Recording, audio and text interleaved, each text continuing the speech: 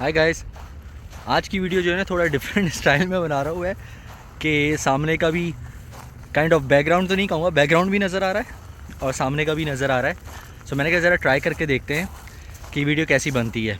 लेकिन टॉपिक जो है आज का वो थोड़ा सा मैंने सीरियस इसलिए सेलेक्ट किया है क्योंकि there was a question on the Facebook page group पर कि यार हमें जो है ना कनाडा जब आते हैं तो हम अपने पेरेंट्स को छोड़ कर आते हैं, बहुत सारी चीज़ें छोड़ कर आते हैं। ज़ाहिर फैमिली छोड़ते हैं, यहाँ पेरेंट्स छोड़ते हैं और पेरेंट्स जब ओल्ड हो जाते हैं तो उनको वहाँ पे रहना रखना और फिर उधर भी आपको इंतज़ाम करना पड़ता है अगर आप ऑब्वियसली अफोर्ड कर सकते हैं। और आपको अगर यहाँ पे बुलाते हैं तो यहाँ पर तो फिर अच्छा ही है पेरेंट्स आपके साथ रहें।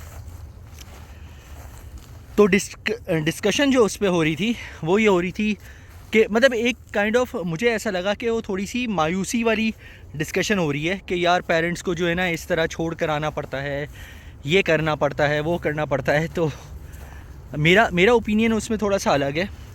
मेरा अपना ख्याल ये है कि जहाँ पे कनाडा में जो लोग आते हैं या कहीं भी जाते हैं, दुनिया में कहीं भी जाते हैं, तो वो ऐसा नहीं सोचा करें कि वो पेरेंट्स को छोड़ कर आ रहे हैं। ठीक है, एक तो ये चीज़ बहुत ज़्यादा इंपॉर्टेंट है बिकॉज़ देखिए नेगेटिव सोचने से ना कोई फ़ायदा नहीं होने वाला। पॉजिटिव छोड़ेंगे, सोचेंगे, अगर पॉजिटिवली अगर आप चीज़ें करेंगे तो पॉजिटिव चीज़ें होती भी हैं। एग्ज़ाम्पल कि अगर फॉर एग्ज़ाम्पल कोई बंदा लेट्स से अगर स्टूडेंट वीज़े पे आ भी रहा है, लेट्स से ही इज़ 25 और वो स्टूडेंट वीज़े पर आ रहा है और फिर उसके बाद से वो ये सोच रहा है कि उसको जो है ना अपने पेरेंट्स को छोड़ कर जाना पड़ रहा है। तो वो किस लिए जा रहा है? वो इसलिए जा रहा है कि ताकि वो एक तो अपनी लाइफ बेहतर बनाए, दूसरा फिर अपने पेरेंट्स की लाइफ बेहतर बनाए। होता ये है कि मैं बार बार ये कहता रहा हूँ कि पाकिस्तान हो, इंडिया हो, बांग्लादेश हो या कोई भी फ़िलिपीन से भी लोग आते हैं यहाँ पर और भी जगहों से आते हैं, तो किसी भी कंट्री की अगर हम बात करेंगे तो उन कंट्रीज़ में आप इतना ज़्यादा अर्न नहीं कर सकते। सही है, ये एक बहुत बड़ा इशू है। और by the time you start earning आप ख़ुद भी जो है ना समझे कोई 40 तक हो चुके होते हैं। 35-40 तो वैसे ही एज हो जाती है जब आप जाके सेटल डाउन होते हैं। इन कंट्रीज़ में डिफरेंट है। इन कंट्रीज़ में आप अगर जो जनरली होता है कि अगर आप यंग एज में आ जाते हैं, आप स्टूडेंट पढ़ते हैं 2-3 साल जो भी पढ़ते हैं आप उधर से फ़ारिग होकर, और उसके बाद से आप जब तक आप 40 पहुँचेंगे ना तो प्रॉब्ली आप अपना घर भी ले लेंगे, आप सेटल डाउन बहुत ज़्यादा तेज़ी से हो जाते हैं। एक तो ये चीज़ हो गई। दूसरी चीज़ ये कि देखें एवरीथिंग जो भी आप ख़रीदते हैं अपने लिए या जो भी आप करते हैं किसी के लिए, अपने पेरेंट्स के लिए करें, आप अपने बच्चों के लिए करें, आप अपनी वाइफ के लिए करें, आप अपने और फैमिली मेम्बर्स के लिए, भाई बहनों के लिए करें, वो सारी होती हैं पैसे से। सही है। और अगर आपके पास पैसा ही नहीं होगा तो फिर आप कैसे करेंगे वो सारी चीज़ें? ये बहुत इम्पॉर्टेंट पॉइंट है। देखिए यहाँ पर जितने भी लोग आते हैं वो ऑब्वियसली पैसे के लिए ही आते हैं क्योंकि पैसे के बगैर तो कुछ भी नहीं हो सकता। अब यहाँ पर ऑब्वियसली आपको जब आप डॉलर्स में कमाना शुरू करते हैं और जब आपको ऐसा लगता है कि आप इनफ अर्निंग कर रहे हैं तो आप घर भी भेजते हैं। अब जब आप यहाँ पे डॉलर्स में कमाते हैं, फॉर एग्जांपल पाकिस्तान के तकरीबन कैनेडियन डॉलर्स इक्वलेंट टू कोई 2200 बनते हैं मेरा ख्याल से। ये 200 से ऊपर ही बनते हैं जो कैनेडियन डॉलर्स की अगर बात करें। तो इसी तरह और भी जो कंट्रीज़ हैं उधर की भी जो करेंसी है जिनकी कनाडा से वीक करेंसी है, ठीक है, उधर तो फिर फ़ायदा ही है ना कि अगर आप जो है ना अपनी कंट्री में पैसे भेज रहे हैं, एक चीज़। ठीक है, फिर इसी तरह यस पेरेंट्स अगर आपके पास हों तो बहुत अच्छी बात है, आप यहाँ पे रख सकते हैं। यहाँ पर आप बहुत सारी चीज़ें, मतलब पेरेंट्स साथ होते हैं तो बहुत सारी चीज़ें आप फिर कर भी सकते हैं, अफोर्डेबिलिटी भी आ जाती है। लेकिन अगर आप फॉर सम रीज़न अगर पेरेंट्स नहीं आ रहे यहाँ पर या नहीं आ सकते तो वो अगर वहाँ पर भी रह रहे हैं तो वहाँ पर भी आप उनको अच्छी लाइफ दे सकते हैं, घर दे सकते हैं, अच्छा नौकर चाकर रख सकते हैं उनके ख्याल के लिए, बहुत सारी चीज़ें। एंड देन क्योंकि आपके पास पैसा है तो आप विज़िट भी कर सकते हैं। एक तो ये पॉइंट हो गया। उस पर भी फिर आर्ग्यूमेंट ये होता है कि नहीं यार अपने साथ रखने की बात होती है, विज़िट की नहीं। तो उसके लिए ये होता है कि आप फिर विज़िट वीज़ा वगैरह फिर अप्लाई कर सकते हैं। आप जो डिफरेंट जो किस्म के वीज़ा होते हैं, यहाँ पे सुपर वीज़ा होता है, जैसे यहाँ पे विज़िट वीज़ा होता है, या वैसे भी अगर आप चाहते हैं कि टूरिस्ट वीज़ा हो सकता है, वो भी काइंड ऑफ विज़िट वीज़ा आ जाता है। तो इस तरह की चीज़ें आप कर सकते हैं। बट नेगेटिव होना, नेगेटिविटी फैलाना इज़ नॉट द आंसर। ठीक है, बहुत से लोग अपने पेरेंट्स को बुलाते हैं यहाँ पर, और उनके फिर जब पेरेंट्स को वो बुला लेते हैं तो ऑब्वियसली पैसे भी दिखाने पड़ते हैं उसके लिए, चाहे वो ख़ुद दिखाएं चाहे वो पेरेंट्स दिखाएं, उसका भी तरीका होता है।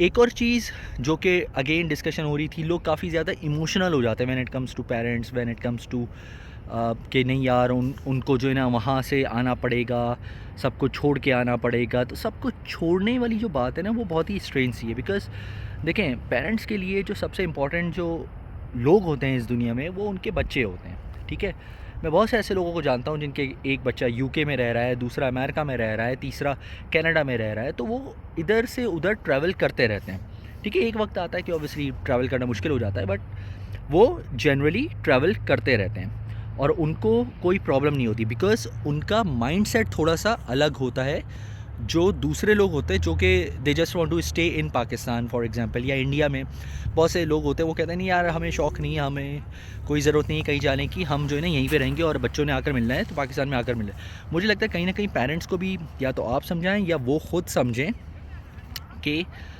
It's not easy. अगर आप यहाँ पे सेटल्ड हैं, यहाँ पे जॉब कर रहे हैं, आपकी अच्छी जॉब लगी हुई है, वो फैसिलिटी वो पैसे पाकिस्तान में नहीं मिलेंगे आपको, या इंडिया में शायद नहीं मिले।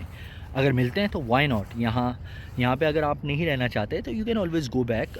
वो तो चॉइसेस की बात होती है, लेकिन अगर आप मतलब दूसरों को भी मना करेंगे कि नहीं यार पेरेंट्स के लिए मुश्किल हो जाता है ये सब, तो फिर वो बात सही नहीं है।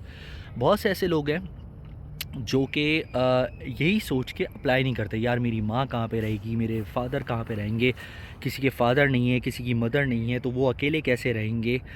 तो ये सारी चीज़ें बहुत ज़्यादा लोग सोचते हैं, जो कि सोचना भी चाहिए, अच्छी बात है। बट मैं सबको यही सजेस्ट करता हूँ कि यार पहले आप जो है ना अपनी लाइफ को थोड़ा सा सेट कर लें। सेट का मतलब ये है कि आप पीआर अगर आ रहे हैं, पीआर पर अगर आप आ रहे हैं तो पीआर आप पहले ले लें।